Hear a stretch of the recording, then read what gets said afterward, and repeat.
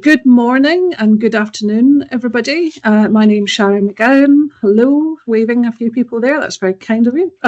My name's Sharon McGowan and I'm super excited to be your host today. Today's topic, brought to you by the RM 13000 problem-solving team, SMIG, is how to describe nonconformance. So here are the lovely folks who will be presenting for you today, with over 100 years aerospace and quality experience right on the page there for you guys. And this group of people here cover a range of well-known aerospace companies you can read for yourselves. But if I just say hello to Roger, would you say hello, Roger? Hello. Hello. And then we have Earl from Pratt & Whitney. Hello, everybody. Hello, and Jun Sakai-san from IHI. Hello, everybody.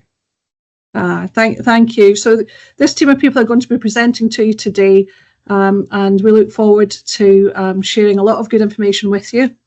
As we move through, feel free to use the chat function. So please make sure to, if you've got questions, drop them in the chat. We'll pick them up at the end. Okay. So our agenda for today includes, as you can see, an introduction, an overview on how to best describe nonconformance, how to write nonconformance clearly and simply. It'll include some examples of typical types of failure, as well as a summary at the end of what we've learned and some reference materials for you too.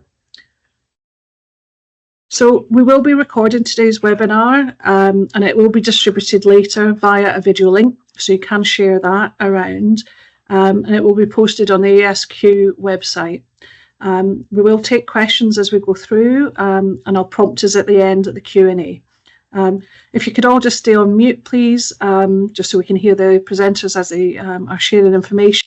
There will be opportunity for you to ask questions at the end as well. So what I'd like to do is just take the opportunity a little bit here to talk about the RM 13000 reference manual. This is a great resource for you all, so please make yourselves familiar with it if you haven't already. The purpose of the reference guide is to provide guidance on how to complete an 8D properly, to improve overall problem-solving capability and standardise our approach across the AESQ network of suppliers. It supports the S13100, Section 10, and around improvement.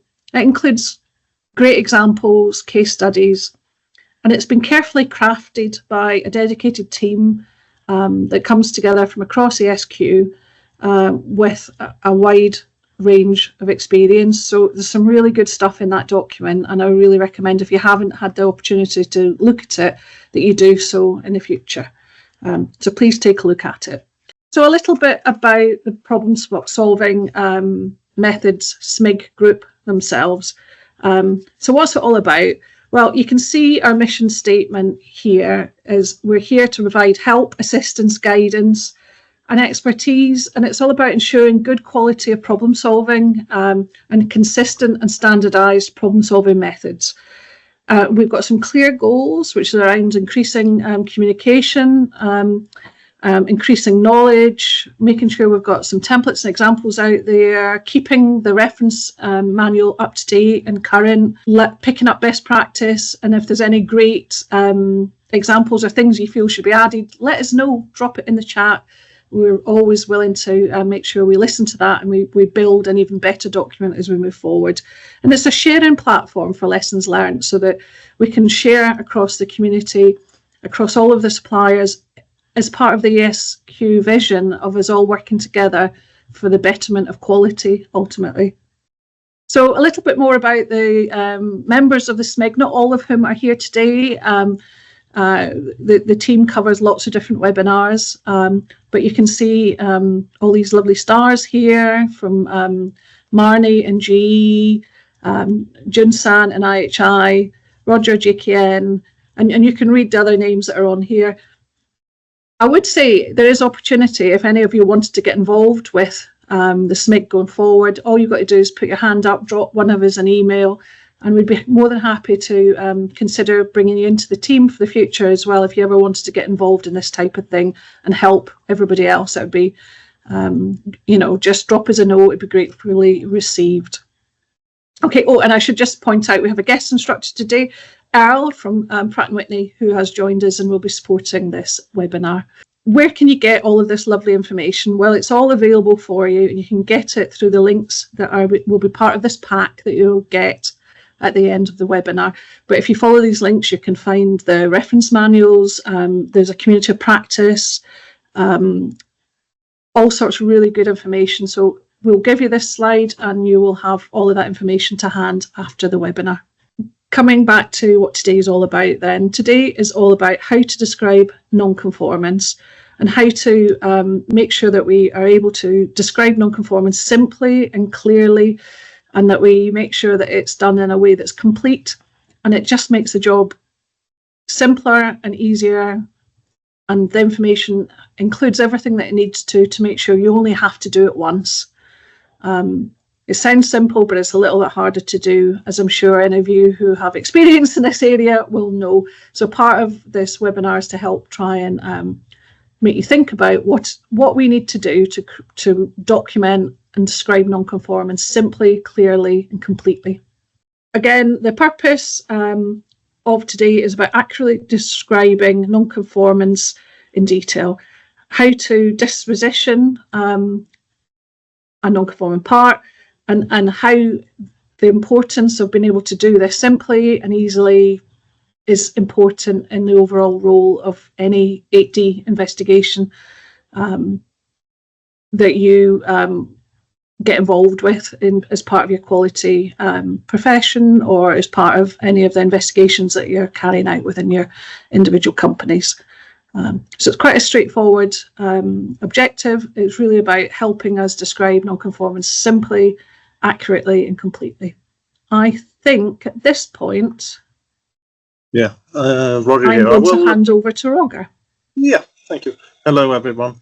I will walk you through a simple overview of different parts of what needs to be done when you work with a nonconformance. Simplified, because there are many issues or different angles in describing a nonconformance. So here we have two important points to consider and take with you. When you describe a nonconformance and descriptions, you need to think about that anyone should be able to read it, understand it, and act on them, and without needing any additional information from, for example, inspectors or other sources. Also, to consider and understand is that a nonconformance document is a standalone document that fully describes the nonconformance, which may include, of course, supporting documents provided for disposition. And it's also part of the documentation of the product which has the nonconformance. So supporting documents may include instructions, manufacturing and work instructions.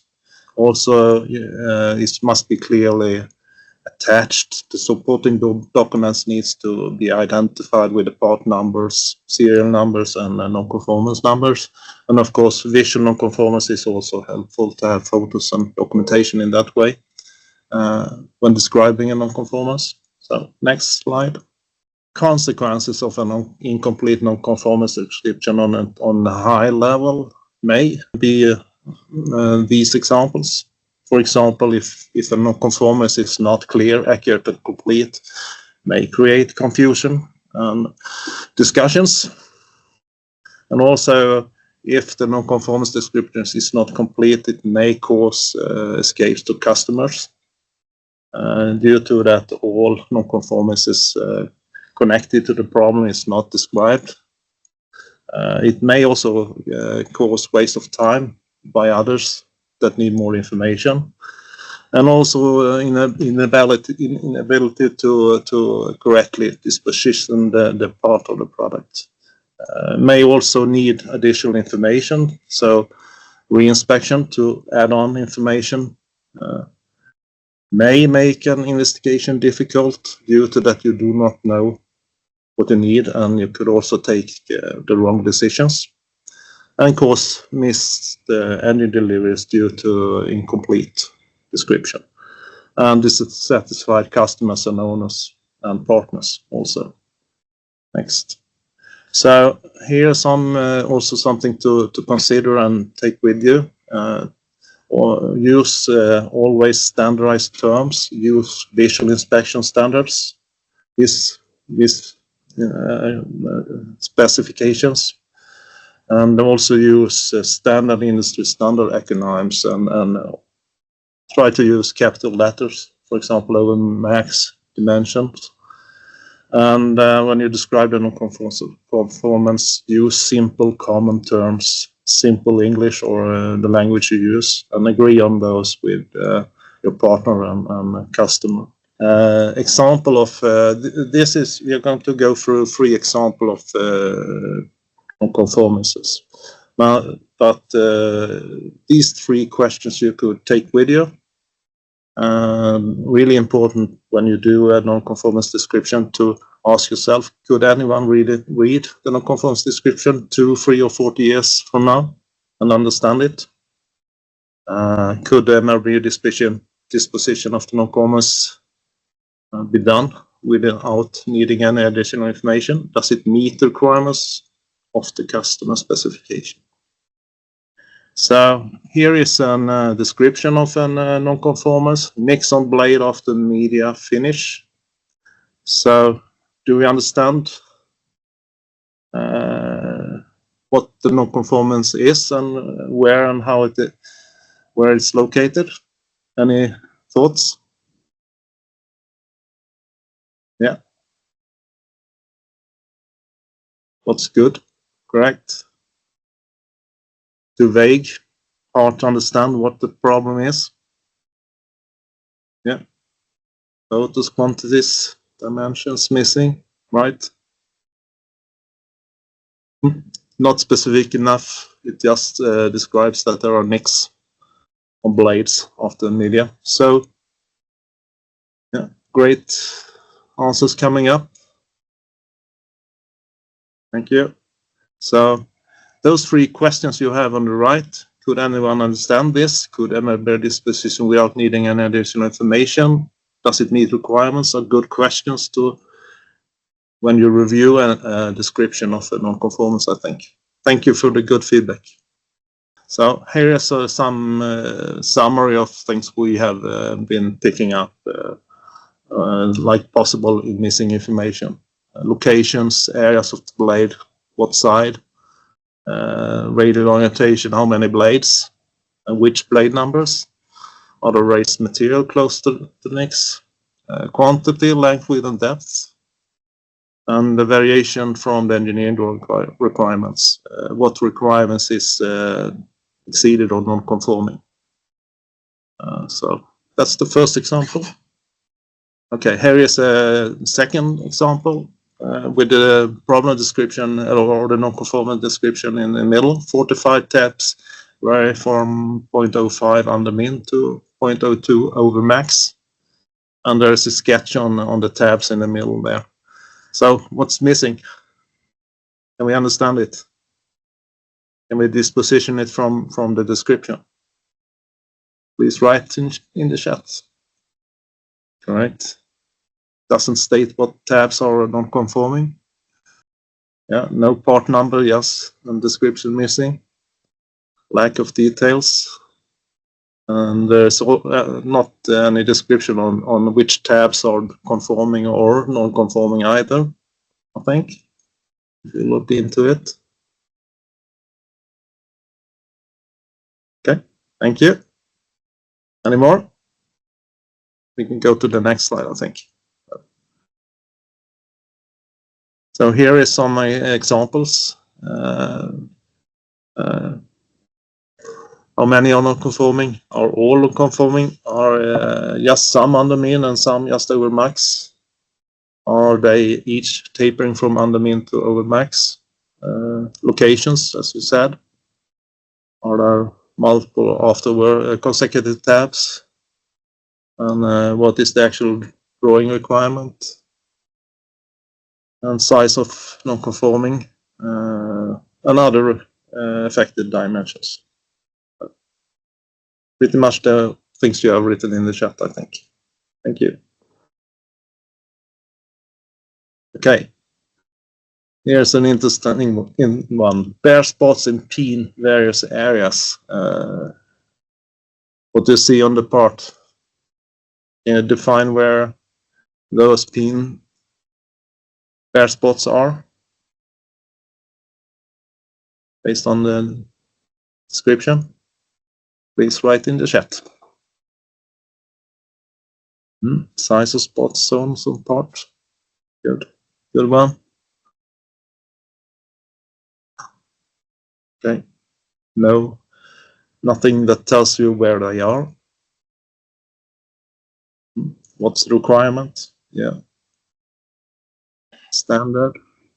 Are there bare spots allowed? Yeah. Good ones. Okay. So, question. The question is valid. Could anyone understand this? No.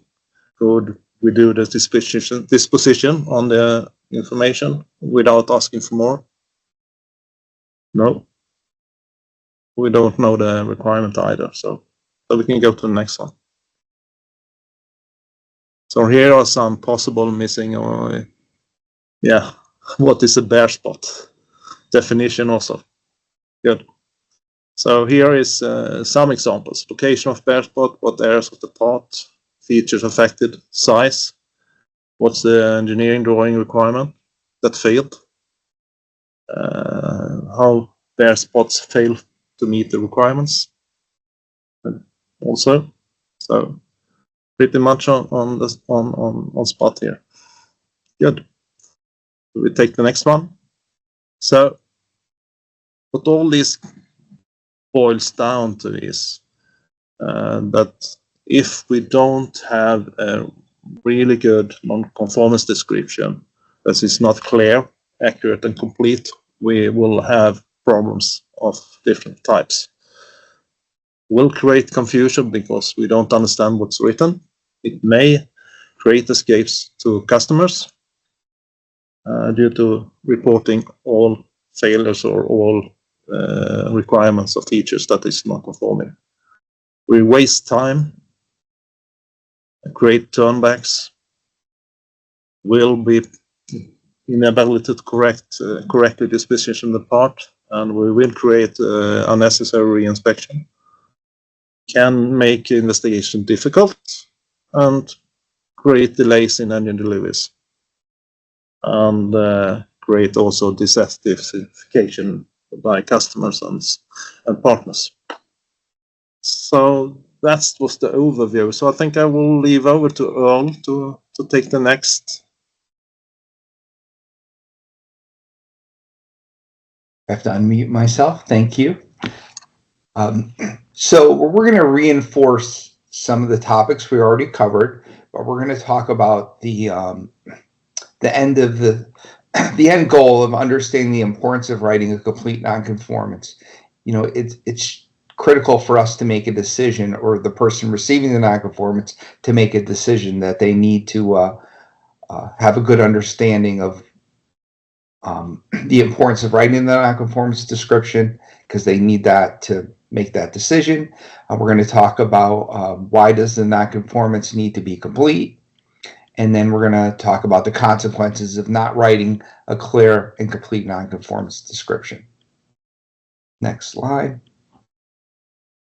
So maybe you want to take a sticky note and capture some of the bold statements, right? And ask yourself this question for every nonconformance. To have a complete nonconformance description, it needs to be clear. The message needs to be obvious for all readers. Can it be understood, and the intended message be understood in what you're saying? You know, we live in a global world, right? So English isn't everyone's first language. Are you using words that everyone would understand? Is it clear? And, you know, will it stand the test of time? If someone has to look at it down the road, 5 years, 10 years, will they understand what the nonconformance was? Is it accurate? Does it convey the nonconformance situation with all the information and it's stated and factual? right? Is it crisp? Is it something that someone can make a decision with? Because all they have to go by is what you wrote in the nonconformance.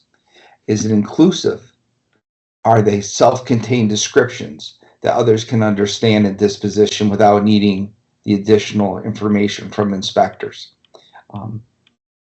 We all spend a lot of time, kind of going back and forth, asking for more information or clarification. So if we could spend a little time, asking ourselves these questions, that will really reduce the time and the turnaround time for nonconformances. When a customer receives a nonconformance, it takes a lot of resources to make that decision, right? It has to go to stress engineering, the different groups, and they have to use the information that's provided to decide if the part is usable. So one of the elements of a nonconformance is state the actual variation from the engineering requirements, right? If there's a dimensional or a note on the drawing or a specification, or visual standard, use that to help explain the deviation or the nonconformance. Classify visual nonconformances. Is it a nick? Is it a scratch? Is it a tool mark? Is it raised? Is it a depression? Is it both?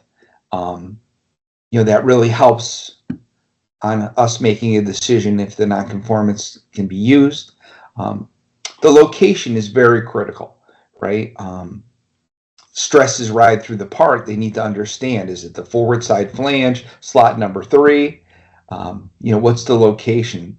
If you write something up as 5 holes out of 45 holes are oversized, 3 to 15 thousandths, that's really not enough information. We need to know where the hole location is, what hole is oversized, undersized.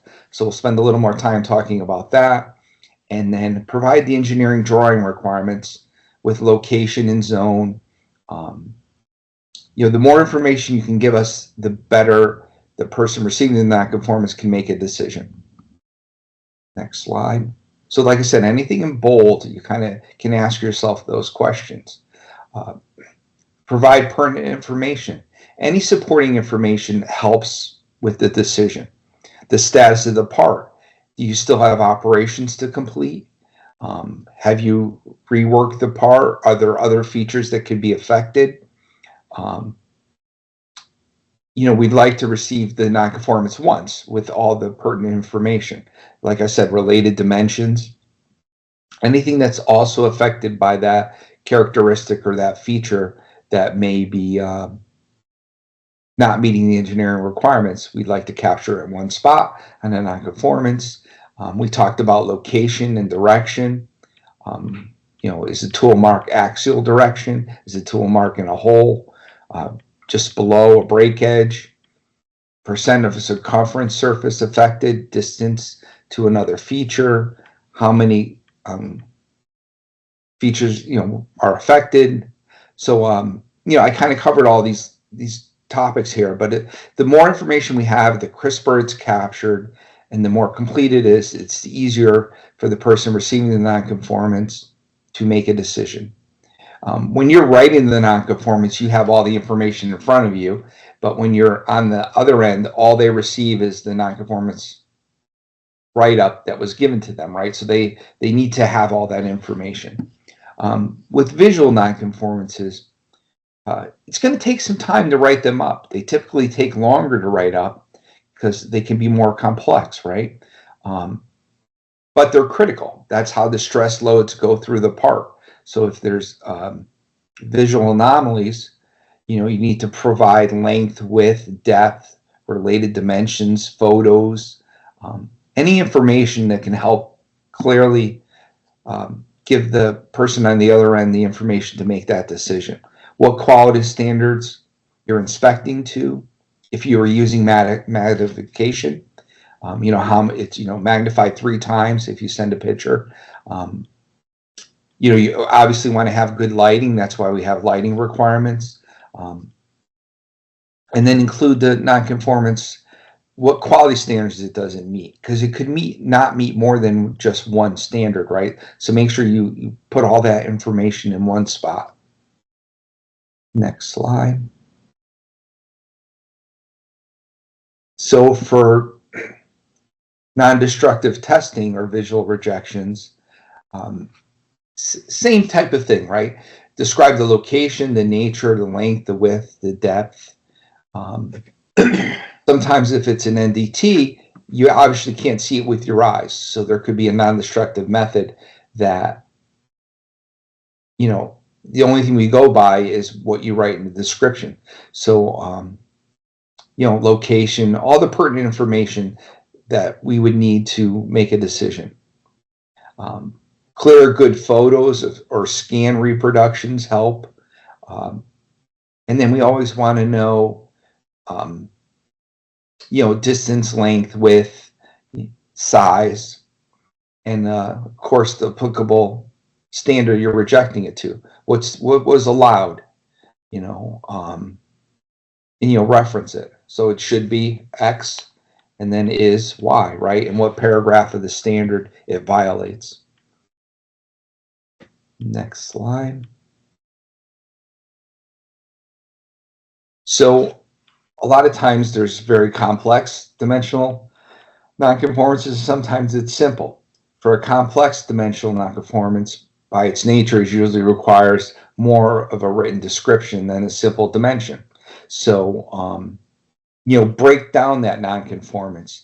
If there's geometric tolerancing and there's perpendicularity and datums, and you know, we need all that information on the nonconformance. So it takes some time to write those through and provide all the necessary information. Next slide. So here's a couple examples, and we only have a couple, but a simple dimension would be, you know, average diameter found nonconforming. So you state, you know, what it should be, and the average diameter is, and what it's over max, right? 3 thousandths. So that's pretty clear. Diameter found nonconforming, if it's same type of thing. It's within tolerance of 3 thousandths over max. Don't report the diameters as average if average isn't on the engineering drawing. At least in my world, this is something we seem to play ping pong a lot and go back and forth, because dimensions will be reported as average when the engineering drawing doesn't reflect that. So make sure you're reporting the requirement as written on the engineering drawing, or we'll have you know, this back and forth with the nonconformance. Next slide, we'll do a more complex one. So more complex, right? You have GD and T, so you really need to understand the center point of the diameter, you know, talk about the datums and the actual diameter is, and then, you know, record with the MMC that's applied. Sometimes it's helpful if you provide all the dimensions that you use to calculate the true position. So even though they're reference dimensions, sometimes that helps too. But you want to be very clear and crisp and capture it as it's written on the engineering drawing. The other thing too is note hole number 18 measures 1865, so it's 5 millionths MMC. You know, you want to be very crisp and make sure you capture it as written, and you apply the true position. Because what an engineer is going to do is they're going to go into their model, apply these scenarios, and see if it'll fit or affect other parts. So they need all this information to make that decision. So spend a little time on the complex ones and try to be very crisp and give as much information as possible. Next slide, please. So it's very important that it's one defect per line item. If you write a nonconformance and list a whole bunch of nonconformances as if they're one, it's going to make us go back and ask a lot of questions. So the nonconformance description needs to be the identical characteristic and must be fully described as one defect line, right? So, you know, here's some examples. if there's 40 holes and they're supposed to be 276 to 286, you can write it as, 10 of the 40 holes are 0.288, 5 of the 40 holes are 2.73, and then you can call out the locations, drawing location, B5, maybe B13, and give us all that pertinent information so we can make that decision on whether that part can be used or not used. Next slide. And all this stuff seems to be kind of intuitive, right? That you need this, but like I said, we do spend a lot of time, and that's why we wanted to have this session today to kind of go over the importance and what we typically see. So you always want to record the actual measurement and the area involved, and keep the units the same as they're on the drawing. So, at least in the States, a lot of times if it's a metric drawing, we tend to convert it to fractions because that's what we know. And you always want to report it as it's written on the drawing, and then capture it kind of as shown in the example. I won't read it to you, but provide inspection data in Excel or graphical representation. You can always have an attachment to a nonconformance that helps to better explain the situation that you're capturing. Consider to provide associated inspection data for adjacent features, even if they're conforming. That helps the engineering teams make a decision on whether the part could be used or not used. Maybe it would have a limited life, but it all comes into play. So the more information you can give us, the better we can make a decision. As always, highlight the drawing sheets and the schematics and identify locations of defects. Identify if there's MMC applied and if it's applicable per the drawing. And then this is a big one, the last one. Was the part measured in a constraint state or a free state? Sometimes the drawing allows it to be constrained. So that's information that we would also need to understand. Was it in free state or a constrained state? Next slide, please. So additional information that's required. The cause of the nonconformance. How was it generated? That's always helpful. Microstructures, any information about the material, the specifications that you have, mechanical property data from test rings compared to specifications, that helps the receiver of the nonconformance make a decision, because every part of the engine has limits, right? So there's a max and a minimum. So by understanding the property data, that can help us make a decision.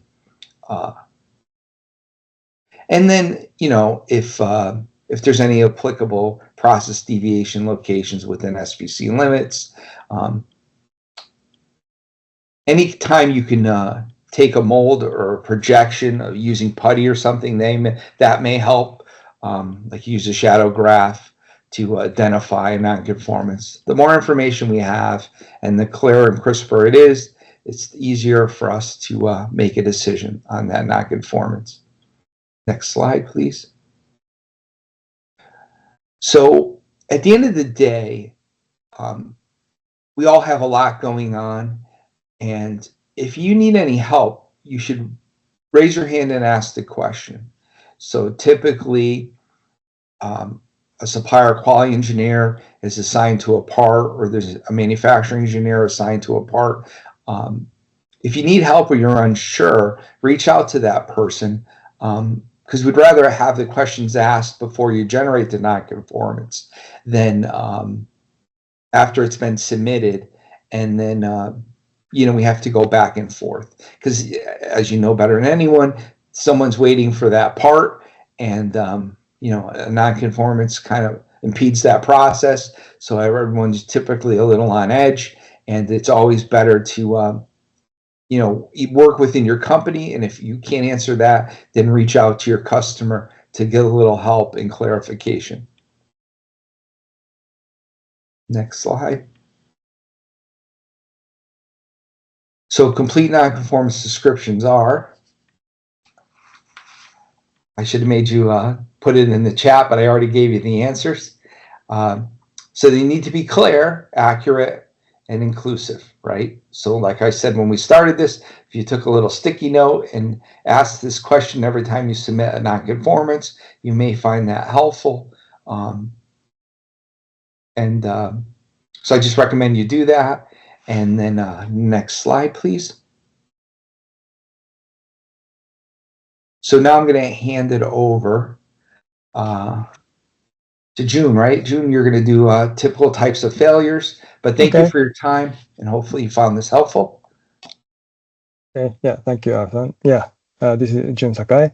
Yeah, let me introduce some typical case studies. Firstly, this slide describes the categorized typical type of failures in our understanding. We can categorize in the 5 type of failure. The first one is incomplete document. There are some documents you are supposed to fill in, but sometimes some informations, if some informations are lacking, it could raise some question from OEM to this position. Such as part drawing, CMM result, profile scan, or any other test reports that's supposed to be provided. The lack of those information could result in additional turnaround time and waste of time. The secondary, a bit similar to the first one, but incomplete information, which includes the cause of defect, location, and details, and the explanation, corrective action to be provided. Those could produce additional question to this position, because if the person to this position couldn't make sure a proper corrective action is made, that it will create difficulty to accept those non-conformance. And another thing is additional information, which is not from the drawing, but some additional information that would help this positioning the non-conformance, such as micro evaluation reports, pictures, machining parameters, NDT details, process change status, previous non-conformance history. And for other items, there could be some incorrect information or correction, correct information, which is kind of human error type of the information. That could also result in additional turnaround time. So we have to be very careful to put information correct. And recently, in addition to all those information, there could require some further information, such as non-conformance history or process capability study result. Those information could also be asked, and to make sure the non-conformance will not be repeated. So those information, if we can provide, that would also eliminate the turnaround time. Okay, please go to the next page. And from here, I would like to introduce 3 case studies for everyone to think about how we should document the nonconformance. And these results, all of these results resulted in the so-called RFI, request for information from OEM to disposition this nonconformance. So this case study resulted in additional turnaround time communication and delayed the disposition, and also that resulted in delay to completion of parts or shipment. So just a small lack of information that could result in some impact. So first study is talking about incomplete document, which is basically missing information. And the way we first described the nonconformance was there were dovetail slot profile error, dimensional error, and propose to OEM to please accept as is. And in this table, there is a dimension described, profile nominal dimension and the profile error tolerance plus or minus 0.05. And that was for the extent of variation was 0.06 over max. But this was all information provided, and resulted in the request for information as written in the left side bottom. Please supply the CMM profile scans. So could you click a slide? Maybe there is, yeah. So as a result, we have provided CMM profile scan, and these are the graphical description of the nonconformance with the detail, location, or amount. But just for the note, in this case, CMM data was attached to the original submitter, but the file couldn't found by the reviewer. So even it is included or not, we need to make sure that essential information is provided, and need to have a clear instruction. So that was first example. And the second example is incomplete information. In this nonconformance, it was a visual defect reported, and it was to specification of the OEM design, and describes that scratch was on the location inside the hole, and provided the photo shown like this. And we got, as a result, we got RFI to provide high magnification image of the new damage mark and diagram showing where the mark are specifically located. So with additional turnaround time, we provided some additional information which should have been provided at the beginning, at the first submittal. So we need to make sure what kind of defect or where, quantity or size, those information should have been provided in the beginning.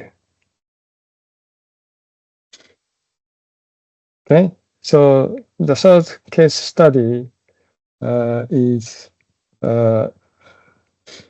talking about flange bolt hole edge shape.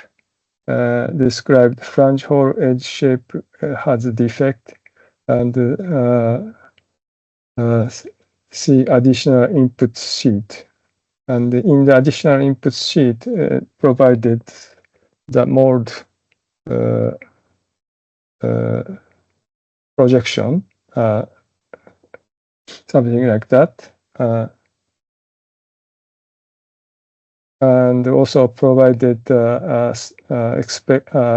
possible root cause as there were it is speculated that the chip were pressed against the product during processing. So we describe that the edge deformation are caused by some work from the machining chip. So that resulted in the RFI to asking provide confirm if there is no embedded chip or tool mark at end at the damage location. So that was additional information requested. So as a result, the confirmation on chip or tool material are provided. And basically, we need to investigate the location with the detailed method and provide the result.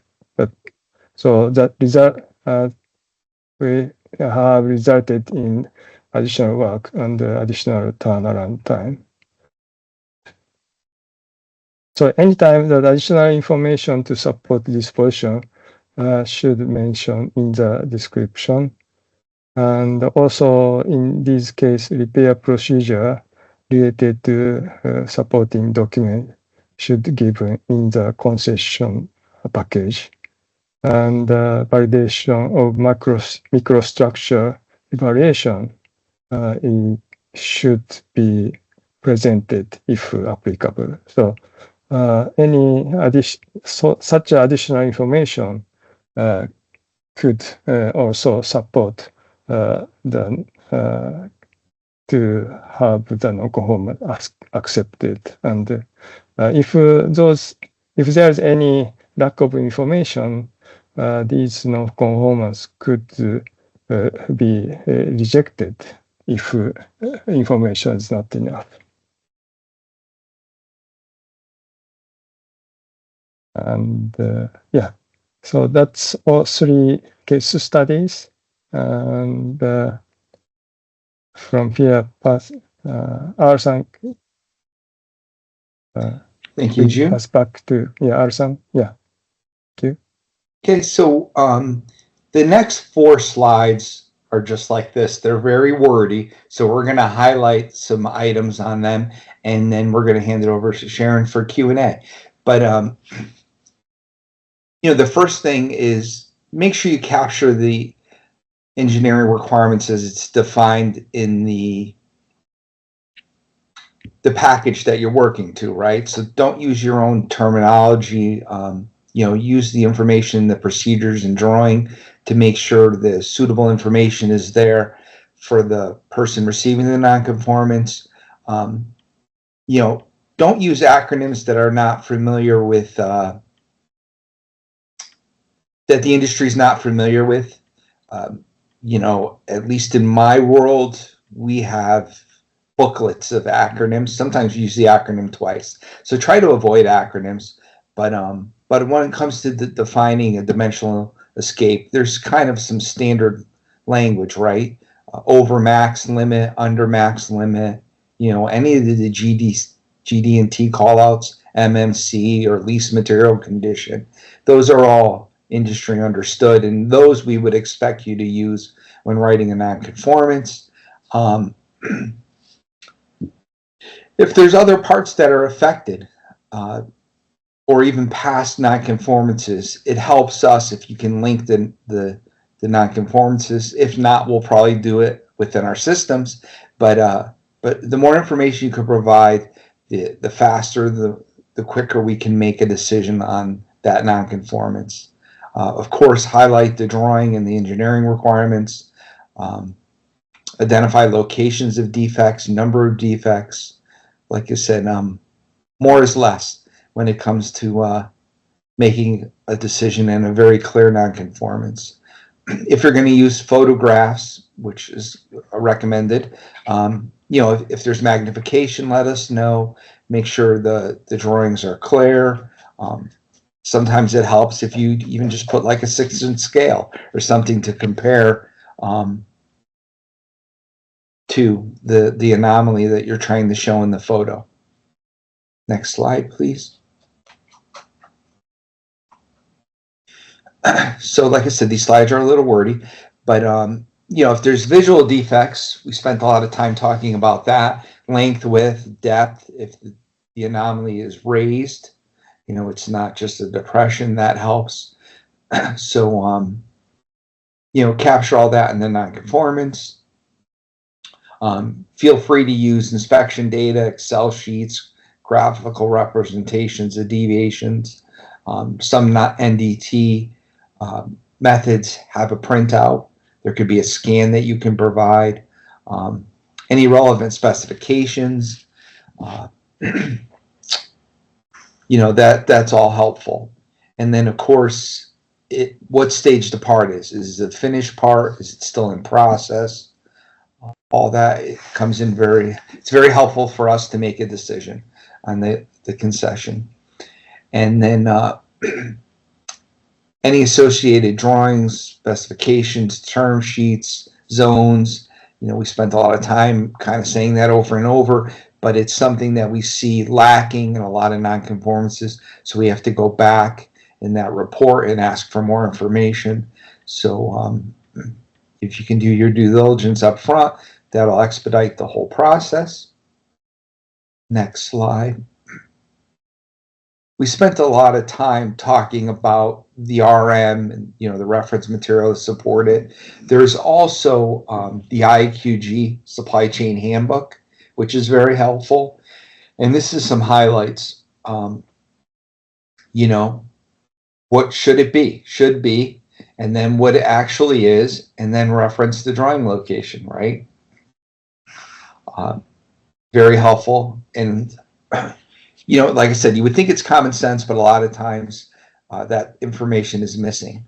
Any tolerance, specification limits, test results, measurements is all very helpful in making a decision. We talked about abbreviations, use common ones, and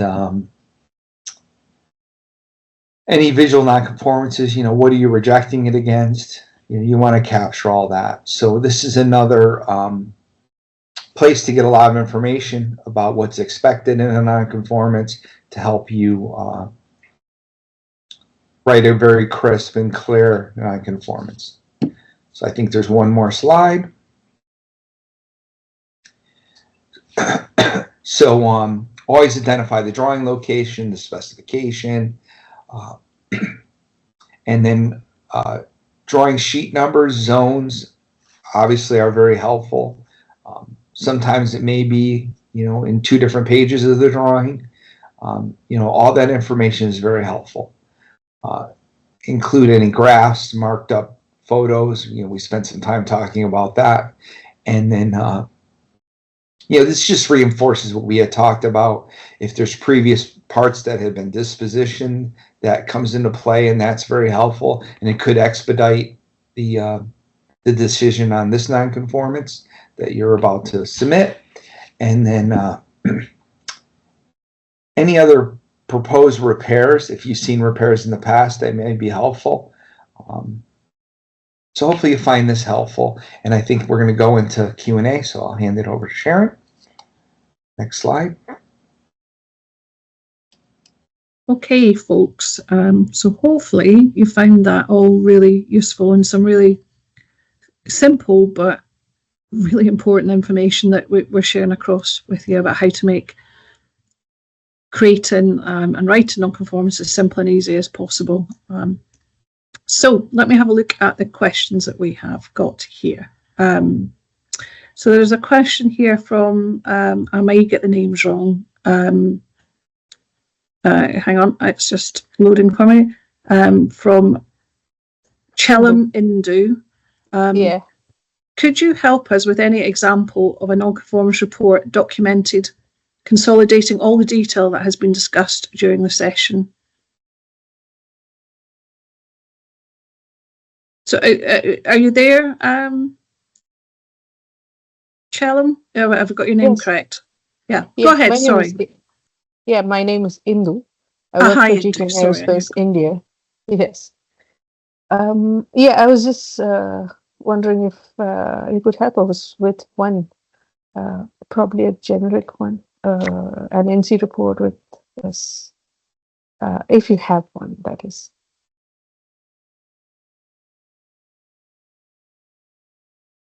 So you're looking for just a single example. So through the course of this presentation, there's been lots of different examples. Yes, yes. And I think that's good enough. Yeah.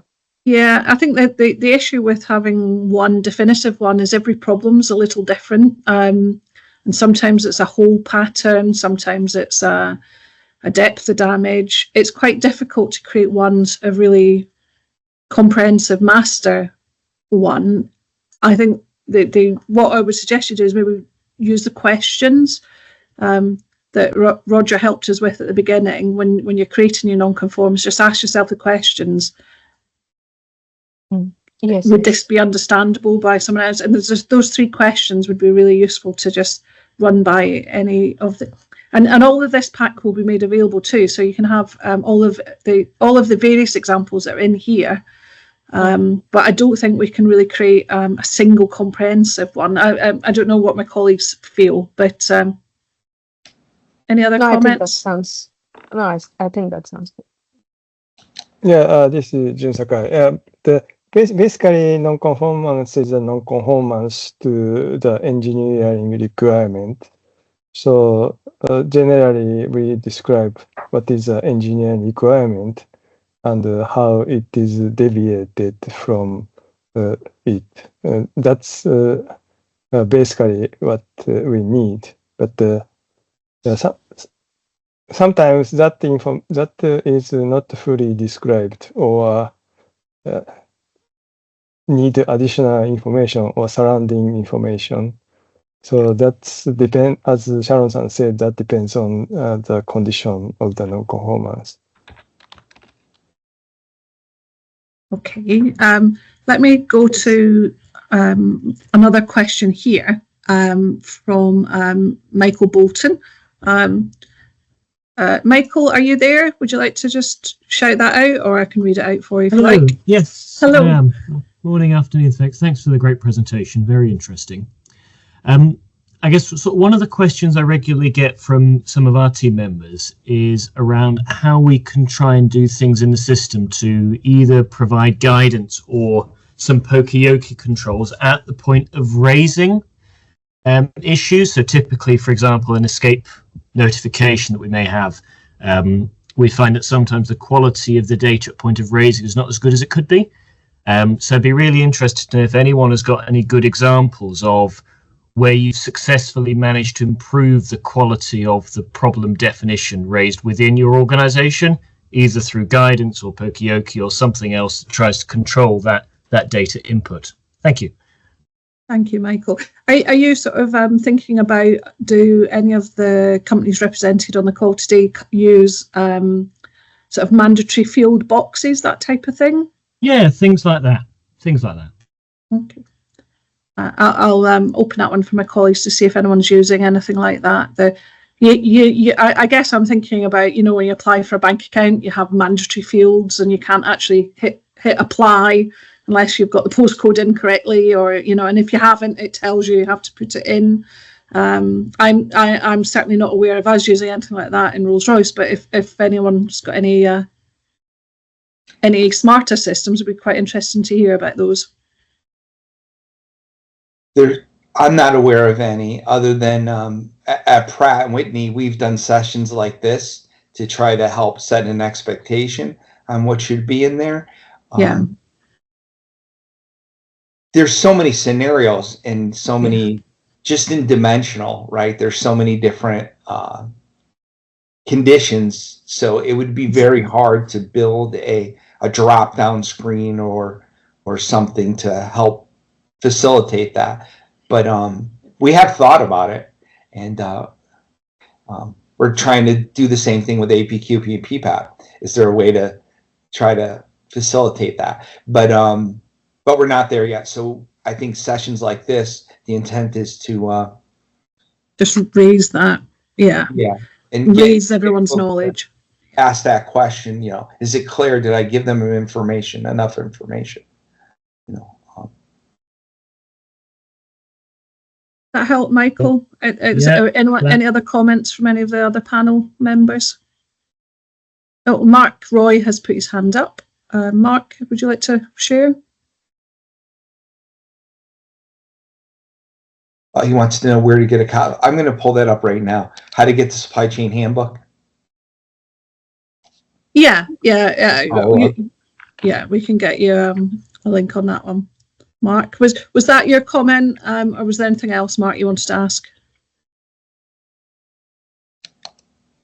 I think that's it. Perhaps there.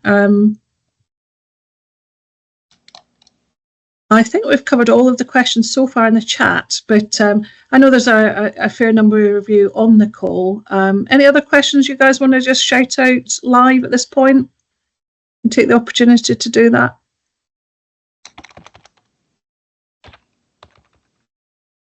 I can see Mark had his hand up. If you want to put your hand up, I can spot you and shout out. No, I think you have answered all the questions that we've currently got. I'm just double checking the chat now. So I just attached a link for the supply chain handbook with no description, so that's the link to the supply chain handbook. Brilliant. Thank you for doing that. And I'll do the same for the RM. Cool. Yeah, that would be great. And then people have got a direct link to it.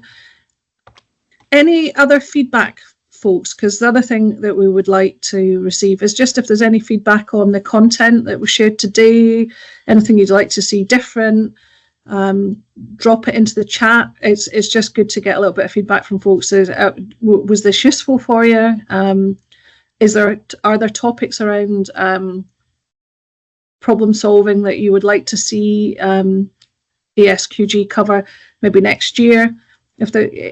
Absolutely feel free to comment and drop your thoughts into chat, please, and we will take those seriously and think about that for next year's schedule, which we're currently in the process of planning.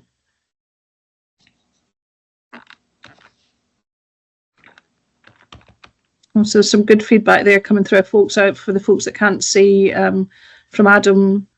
Lee Adams, really informative. Thank you all. Indu, thank you. That's very kind of you. It was a great session. Appreciate all the efforts. And I can see other people emoting in the in the chat as well, which is always nice to see too. So anything else anyone would like to raise? If not, we will make sure you have a copy of the pack. You've got some of the documents that have been linked through into chat there. Last opportunity, panel, any other comments you guys would like to make before we close? No? All good? Okay, well, thank you very much, everybody. Thanks for joining us. Watch out for the next one of these. We will be posting upcoming webinars They will advertise through LinkedIn and all the usual channels. So please make sure that you. Oh, we got a love heart from Andy Turton. That was very kind of you as well. So it's really nice to get the feedback, because there's a lot of effort goes into preparing these things too. So thank you, folks, and see you next time. Take care. Thank you, everybody. Bye-bye. Take care. Thank you. Thank you. Bye. Thank you. Bye. Bye. Thank you. Bye bye.